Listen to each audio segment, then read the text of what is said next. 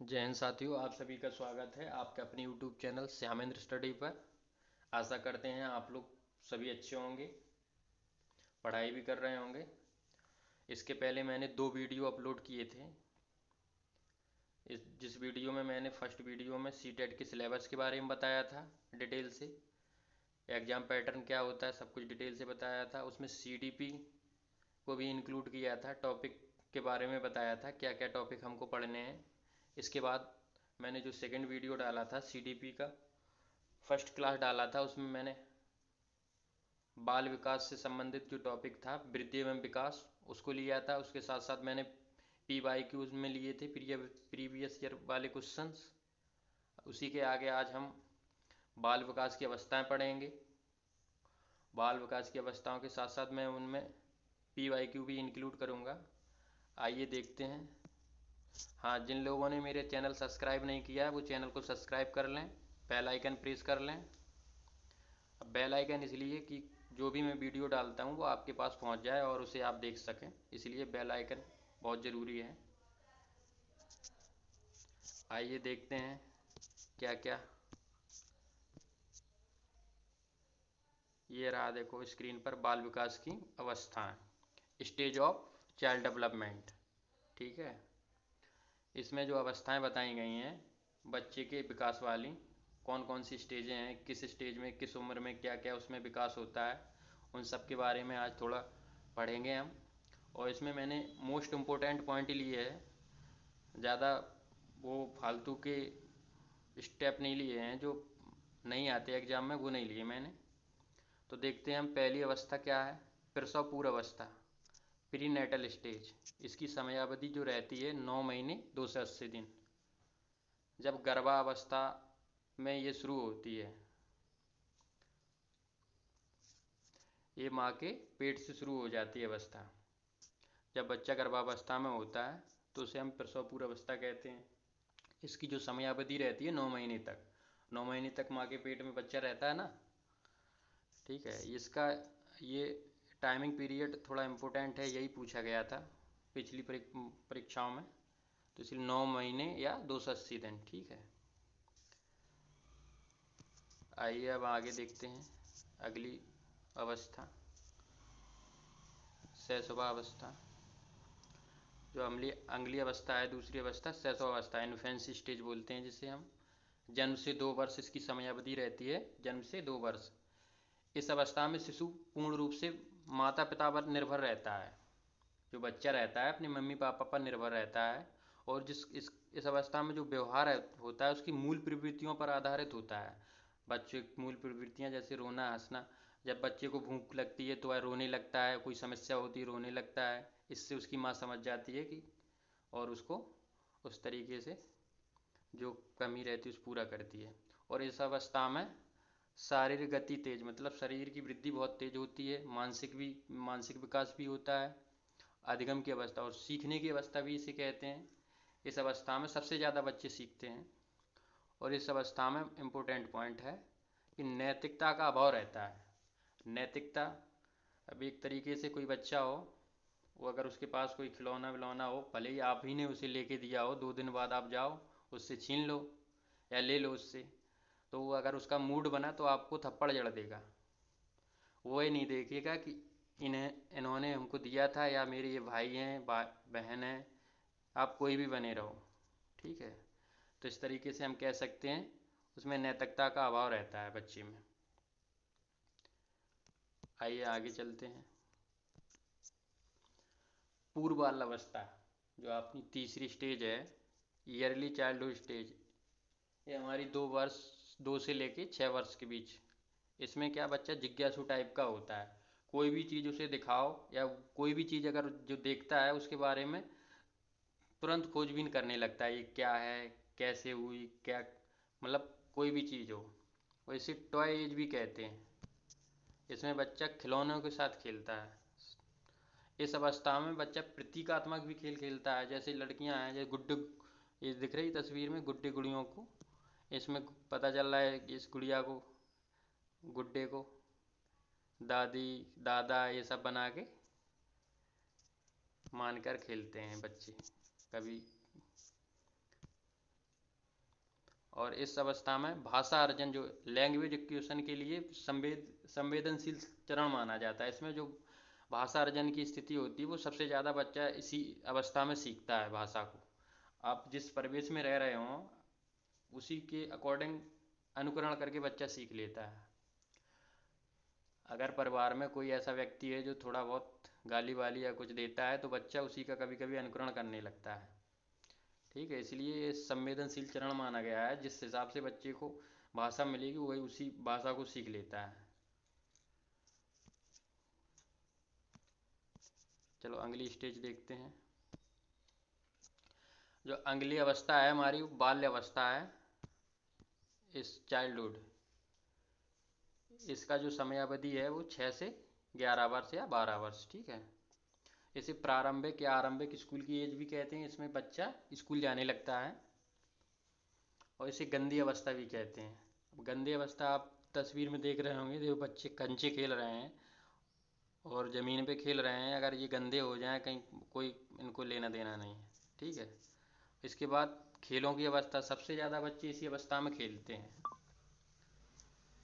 और अगला पॉइंट है संग्रहण करने की प्रवृत्ति। संग्रहण करने की भी प्रवृत्ति इस अवस्था में ज़्यादा पाई जाती है। अब जैसे कंचे है, संग्रहण का मतलब कोई भी चीज़ को इकट्ठा करना। अब ये कंचे हैं, ये सबसे ज़्यादा ये खेल रहा है, इसके पास काफ़ी कंचे होंगे। मतलब स्टोरेज करने की, कोई भी चीज़ हो स्टोरेज करने की आदत होती है इस अवस्था में। और इसे टोली या गैंग समूह भी कहते हैं इस अवस्था में, क्योंकि बच्चा सब अपने अपने अलग अलग समूह बनाते हैं। बोले तुम मेरे साइड हो, अब तुम मेरे साइड हो। ठीक है, ऐसे करके। इसे जीवन का अनोखा काल कहते हैं। जीवन का अनोखा इसीलिए इस अवस्था में कोई हेडेक टेंशन तो है नहीं, अपने मस्त मौजी तरीके से खेल रहे हैं, खा रहे हैं। इसलिए सबसे अच्छी अवस्था मानी जाती है, जीवन का अनोखा काल भी कहते हैं। सबको आया था ये बाल अवस्था। तार्किक चिंतन की अवस्था भी कहते हैं इसे। इसमें तर्क करना शुरू कर देता है बच्चा। कोई भी बात हो तुरंत कहेगा ऐसे क्यों हुआ, कैसे हुआ, क्या है ये। ठीक है, अब अगली स्टेज देखते हैं। जो अगली स्टेज है हमारी पांचवी, किशोरावस्था, एडोलसेंसियस। इसमें 11 से 18 वर्ष का समयावधि दिया गया है। परिवार की तुलना में, इसमें जो पहला पॉइंट है, परिवार की तुलना में फ्रेंड की राय ज़्यादा वरीयता दी जाती है। इसमें क्या करते हैं लड़के, अपने मम्मी पापा की कम बात मानते हैं, अपने दोस्त मित्रों की यारों की ज़्यादा बात मानते हैं। तो जीवन का सबसे कठिन काल माना जाता है इसे। वो इसीलिए इसी अवस्था में बच्चे हाई स्कूल 9th बड़ी क्लासों में होते हैं। उनको डर भी रहता है कहीं फेल ना हो जाए। इसके बाद वो सोचते हैं कुछ हम हटके अलग करें, जॉब मिल जाए, कई समस्याएं होती हैं। इसलिए इसे जीवन का सबसे कठिन काल कहता है।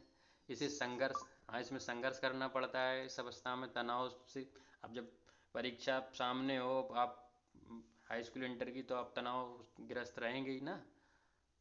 ये कन्फ्यूजन की अवस्था भी कहा जाता है इसे। इसमें विषमलिंगी आकर्षण होता है। इसमें लड़के लड़कों का क्या रहता है कि हार्मोन्स एक्टिवेट हो जाते हैं, उसके चलते ये लड़के लड़कियां सब एक साथ खेलने लगते हैं, पढ़ने लगते हैं। ठीक है, एक दूसरे को मित्र बनाने लगते हैं, गर्लफ्रेंड बॉयफ्रेंड।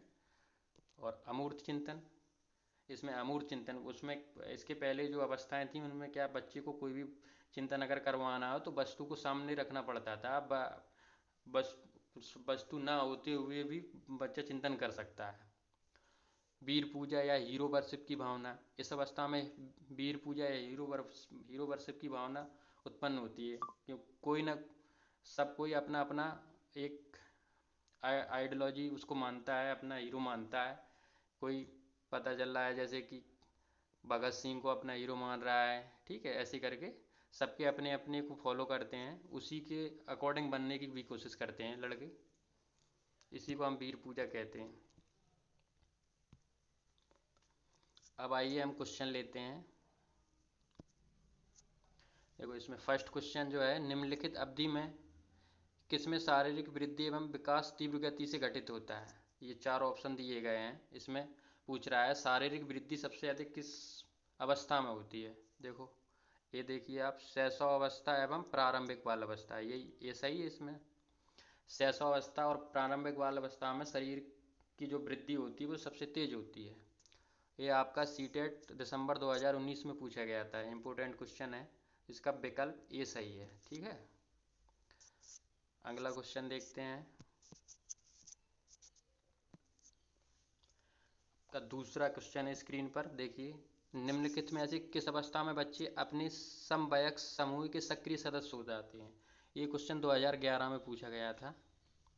इसमें पूछा है किस अवस्था में बच्चे समवयस्क समूह के सक्रिय सदस्य हो जाते हैं। समवयस्क सक्रिय सदस्य किशोर अवस्था में। जब क्या होता है कि इसके पहले जो भी समूह रहते हैं बच्चों के, पता चल रहा है कि आज हम आपके साथ में हैं, कल उसके साथ, और जब किशोर अवस्था में पहुंच जाते हैं तो इसमें ग्रुप बन जाता है। तो ग्रुप अगर कॉम्पिटिटिव टाइप का है या जो भी हो, तो उसमें एक तरफा रहता है। अगर मैं तुम्हारे साथ हूँ, तुम्हारे ही साथ रहूँगा ज़्यादातर, ठीक है। तो सक्रिय सदस्य हो जाते हैं समूह के।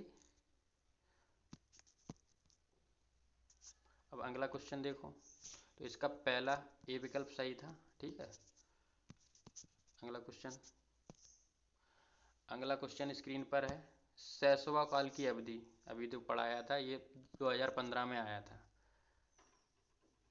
जन्म से 1 वर्ष, बिल्कुल गलत। जन्म से 2 वर्ष, जन्म से 2 वर्ष, ये सही है, ठीक है। जो शैशव अवस्था है वो जन्म से 2 वर्ष अवधि रहती है, जो बताई थी समय अवधि। इसका अतः बी आंसर सही है, ठीक है। चलो अगला क्वेश्चन देखते हैं। अब आपका चौथा क्वेश्चन स्क्रीन पे दिया है। निम्नलिखित में से कौन प्रारंभिक बाल्यावस्था अवधि के दौरान उन भूमिकाओं एवं व्यवहारों के बारे में जानकारी प्रदान करते हैं जो एक समूह में स्वीकार्य हों? मतलब इसमें पूछा गया है प्रारंभिक बाल अवस्था की अवधि के दौरान जब बच्चा बाल अवस्था में होता है तो उन व्यवहारों और भूमिकाओं के बारे में उन्हें कौन बताता है जो मतलब परिवार में माने जाते हों, पड़ोस में माने जाते हों। तो सबसे पहले इन्हें कौन बताता है? अध्यापक एवं साथी, मतलब अध्यापक और मित्र, गलत। साथी एवं माता पिता, मतलब मित्र और माता पिता, नहीं, इसमें साथी दे रखा ना।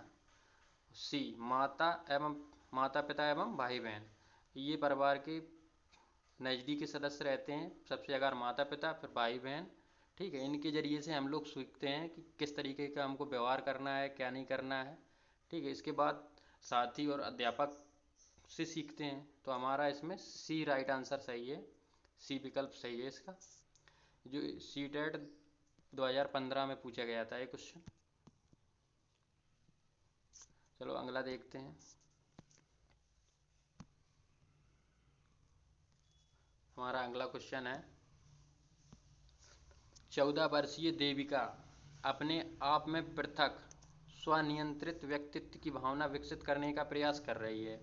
वह विकसित कर रही है नियमों के प्रति घृणा, स्वायत्तता, किशोरात्मक अक्खड़पन, परिपक्वता। इसमें 4 विकल्प दिए गए हैं।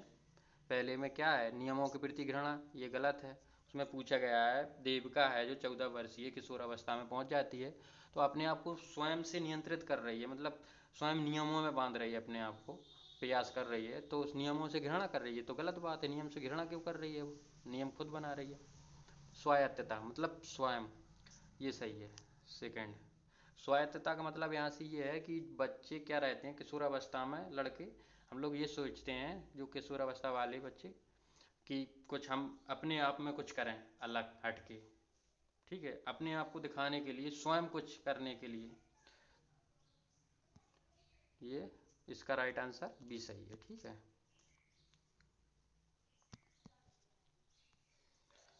ये आपका 2014 में आया था क्वेश्चन, ठीक है। अब अगला देखो, बाल्यावस्था की अवधि में विकास। ये आपका 2020 में पूछा गया है। धीमी गति से होता है एवं उसे मापा नहीं जा सकता, ये गलत है। धीमी गति से होता है, बहुत तेज गति से होता है। बहुस्त्रीय और मिश्रित होता है, ये सही है। अब इसका जो सी देखो, मैं केवल परिमाण, जिसमें केवल लगा वो तो ऑप्शन गलत ही रहता है। मैं केवल परिमाणात्मक परिवर्तन होते हैं, ये भी गलत है। अनियमित और असंबद्ध होता है, बिल्कुल गलत। तो इसका जो आंसर सही है बी सही है इसमें। बहुस्त्रीय में मिश्रित हो, बाल्यावस्था की अवधि में जो विकास होता है सभी स्तरों पे होता है, एक स्तर तो होता नहीं है कि अकेला मानसिक विकास ठीक है। हर चीज़ का विकास होता है, शारीरिक विकास होता है, सामाजिक विकास होता है, संवेगात्मक, मतलब बहुस्तर पे होता रहता है। ठीक है। इसे मिश्रित मिश्रित भी कह सकते, ठीक है। बहुस्तरीय और मिश्रित होता है, इसलिए इसका बी विकल्प सही है। आज के लिए बस इतना ही। सभी को मेरा जय हिंद। आप लोग थोड़ा मेहनत करिए, हम भी आपके साथ मेहनत करेंगे। अभी हम थोड़ा रेगुलरिटी नहीं दे पा रहे हैं, कोशिश करेंगे 1-2 दिन में रेगुलरिटी देंगे, और जल्दी से जल्दी हम आप लोगों को ये सब CDP कंप्लीट कराएंगे। इसके बाद लैंग्वेज फर्स्ट सेकंड, इसके बाद EVS और मैथ के बारे में बता देंगे, पढ़ना कहाँ से कितना पढ़ना है। ज़्यादा से ज़्यादा हम लोगों को मैथ और उसमें क्या नाम, बहुत कम दिन लगेंगे, और EVS में मैं बता दूंगा क्या पढ़ना है। ठीक है। आज की वीडियो में बस इतना ही।